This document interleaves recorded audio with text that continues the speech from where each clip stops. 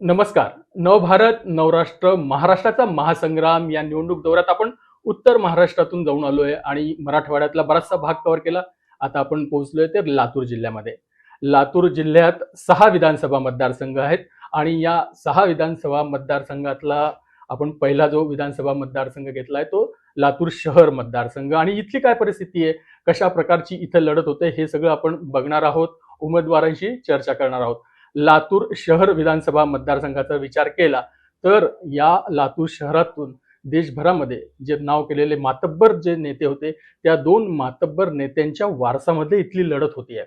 म्हणजे भाजपकडून अर्चना पाटील ज्या देशाचे माजी गृहमंत्री शिवराज पाटील यांच्या श्नुषा आहेत आणि दुसऱ्या बाजूला अमित देशमुख आहेत जे विलासराव देशमुख यांचे चिरंजीव आहेत. तर ही लढत मोठी रंगतदार लढत आहे. आपल्या सोबत चर्चा करण्यासाठी अर्चनाताई आहेत. अर्चनाताई, पहिल्यांदा मी तुमचं स्वागत करतो या चर्चेमध्ये. नमस्कार. ताई, सध्या काय स्थिती आहे लातूर शहराची, म्हणजे भाजपला कसं वातावरण आहे, काय प्रचाराचं सुरू आहे तुमचं सध्या?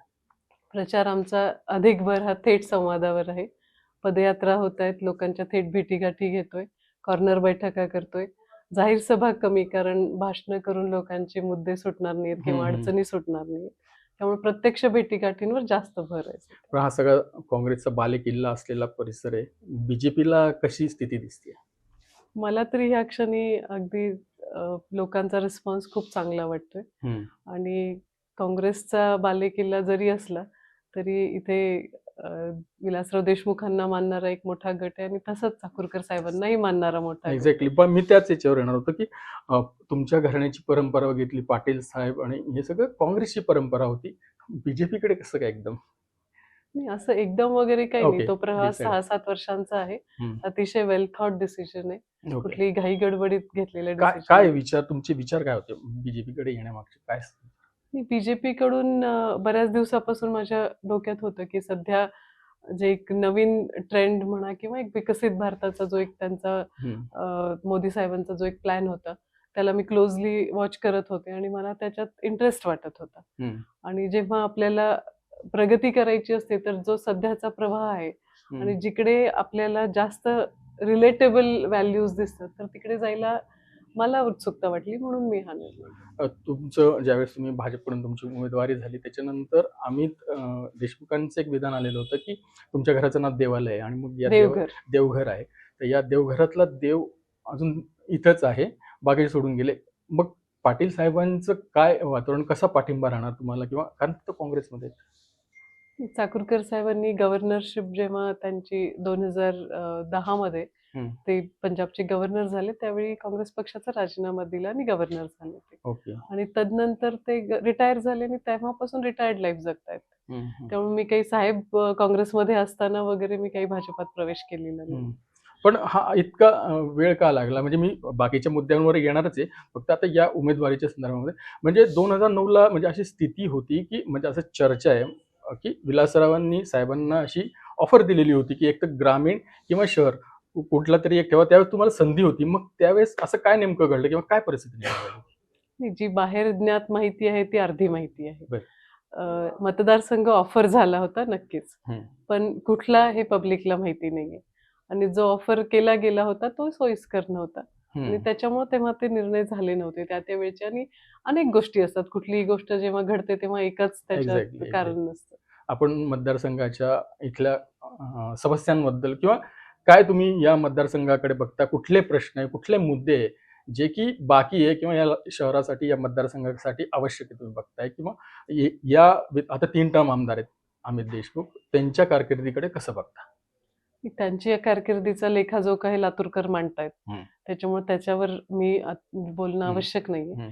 पण मला जे दिसतंय की लोकांच्या आरोग्याच्या समस्या महत्वाच्या असतात, लोकांच्या दैनंदिन मूलभूत सुविधा महत्वाच्या असतात, इन्फ्रास्ट्रक्चर महत्वाचं असतं. मी आता जस्ट कोर्टातून व्हिजिट करून आली आणि तिथे लातूरचे सर्वात सन्माननीय वकिलांचा जो एक मला वाटतं 2-2.5 हजार वकील आहेत, वकील मंडळी, आणि पत्र्याच्या शेडमध्ये असे बाजूबाजूला टेबल्स घालून बसलेले आहेत. 40-50 वर्षापूर्वीची जी अवस्था असेल त्यात काही बदल झालेला नाहीये. तर ही जर अवस्था विकसित लातूरची असेल आणि आम्ही खूप मोठा विकास करतो, विकास महर्षी आहोत असं म्हणून घेऊन जर लातूरचे वकील जर पत्र्याच्या शेडमध्ये बसतात तर इट स्पीक्स फॉर इटसेल्फ. म्हणजे शहराची जर परिस्थिती बघितली तर पाण्याचा प्रश्न अजूनही प्रलंबित, म्हणजे इतका विकास झालेला आहे तर काय दिसतोय तर पाण्याचा प्रश्न अजून प्रलंबित दिसतोय. जे प्रश्न आम्ही जेव्हा चर्चेतून समोर आले ते एक तर कचऱ्याचा प्रश्न जसा आहे तसा, आणि महिलांच्या सुरक्षेचा प्रश्न, जो की आता तुम्ही महिला उमेदवार म्हणून समोर जाणार आहे. इथली गुन्हेगारी हा पण एक मला इथं चर्चा करताना दिसून आला की गुन्हेगारी पण मोठी एक इथं वाढलेली दिसते. ही गुन्हेगारी सगळीकडेच असते, पण त्या गुन्हेगारीवर वचक हा Exactly. प्रशासनाचा आणि लोकप्रतिनिधीचा असायला पाहिजे. आणि जेव्हा आपलं लक्ष नसतं तर थोडी बहुत आता ज्या घटना घडतायत त्या जास्तच झालेल्या आहेत. महिलांचे प्रश्न तुम्हाला कसे महिलांच्या वाटते या मध्ये बाबतीत? मला जो अनुभव येतोय की महिला अतिशय एक्साइटेड आहेत हम्म, आणि महिलेला उमेदवारी मिळाली की हम्म. त्यांनी एक इमोशनल कनेक्ट तयार झालाय. म्हणजे मी न बोलता त्या स्वतः म्हणतात की आमचा एरवी पक्ष कुठलाही राहू द्या, पण तुम्ही उमेदवार आहात त्यामुळे आम्ही भारतीय जनता पक्षाला मतदान करणार. आता इथं वंचितचे विनोद खटके सुद्धा उमेदवारी करतायत. एकीकडे अमित देशमुख आहे, दुसरीकडे विनोद खटके आहे. तुम्हाला कसं आव्हान वाटतंय? कारण काल जी सभा झाली बाळासाहेबांची, त्याला पण फार मोठी गर्दी होती. आणि वंचितचा उमेदवार तो स्वतः चांगला उमेदवार आहे. काँग्रेसचे जे उमेदवार आहेत तेही स्वतः चांगले उमेदवार आहेत आणि मीही चांगली उमेदवार आहे. लातूरकर चोखंदळ आहेत, त्यातल्या तो बेस्ट निवडतीलच. तुम्ही कुठले मुद्दे घेऊन जातायत? तुम्ही काय विकासाची दिशा देणार आहे? 5 वर्षात तुमचं नियोजन काय असणार आहे? व्हिजन काय असणार आहे? आणि माझं विजन हेच आहे की लातूरला जिल्हा रुग्णालय व्हायला पाहिजे. गोरगरीब लोकांना मतदानाच्या आधीची रचना करणे आणि नंतर 5 वर्ष त्यांना विचार न करू देणे, हा जो एक घातक प्रघात आहे, त्याच्या विरुद्ध नक्कीच आपण आवाज उठवायला पाहिजे. आणि लातूरकरांना जिल्हा रुग्णालय असायला पाहिजे, ओके. सरकारी दवाखाना. हम्म, हम्म, जर तो त्यांच्या हक्काचा नाहीये, तो मला वाटतं प्रायोरिटी लिस्टवर असायला पाहिजे. दुसरं महत्वाचं आहे की इथे विद्यापीठ असावं लागेल. हम्म. कारण लातूर पॅटर्न म्हणून सगळीकडे आम्ही सांगतो, बरोबर. पण इथे सब सेंटर आहे युनिव्हर्सिटीचं, हम्म, पण तिथे काही कामकाज होत नाही. म्हणजे प्रत्येक कामासाठी लोकांना नांदेडला जावं लागतं. हम्म, आणि तिसरी महत्वाची गोष्ट आहे की आपलं इन्कम टॅक्सचं जे इथलं ऑफिस आहे, हम्म, लातूरमध्ये सर्वात जास्त इन्कम टॅक्स पेयर्स आहेत. हम्म. लातूरचं इन्कम टॅक्स कलेक्शन हे नांदेडपेक्षा जास्त आहे, ओके. पण त्यांचं ऑफिस जे आहे ते नांदेडला जावं लागतं. म्हणजे प्रत्येक एक व्यवस्थेतल्या प्रत्येक एका लोकांच्या ज्या समस्या आहेत हम्म. त्या फार मोठ्या आहेत. म्हणजे आणि इथं औद्योगिकरण पण झालं असं म्हणतात, पण मोठे काही उद्योग असे त्याचं कारण पाण्याचाच प्रश्न आहे. आणि इथलं जे पाणी आहे ते फक्त साखर कारखान्यांना वापरलं जातं. त्यामुळे इतर उद्योगधंद्यांना इथे येऊन आपण टिकू शकू की नाही अशी भीती वाटते, म्हणून ते येत नाही. ताई, शेवटी कसा प्रतिसाद मिळतो जनतेतून आणि विजयाचा आत्मविश्वास तुम्हाला किती आहे? प्रतिसाद अतिशय छान आहे आणि लाडक्या बहिणीच्या तर त्यांचा जो प्रतिसाद आहे तो गेम चेंजर आहे. म्हणजे महिलांचा जो, मुस्लिम महिला असू देत, हिंदू असू देत, कुठलीही महिला असू देत, जी पात्र महिला आहे लाडक्या बहिणीसाठी, तिने मन बनवलेलं आहे की तिचं मतदान हे भारतीय जनता पक्षाला आहे. तुम्ही हा विषय काढला तर लोकसभेला जी काय झालं होतं, मग कशामुळे तुमचा उमेदवार, कारण आता भाजपला कुठेतरी बॅकफुटला जावं लागलेलं होतं, जातीचं समीकरण कसं आहे, तुम्ही या सगळ्याकडे कसं बघता? कारण लोकसभेला जर फटका बसलेला असेल तर विधानसभेला तो ट्रेंड कायम राहिला तर?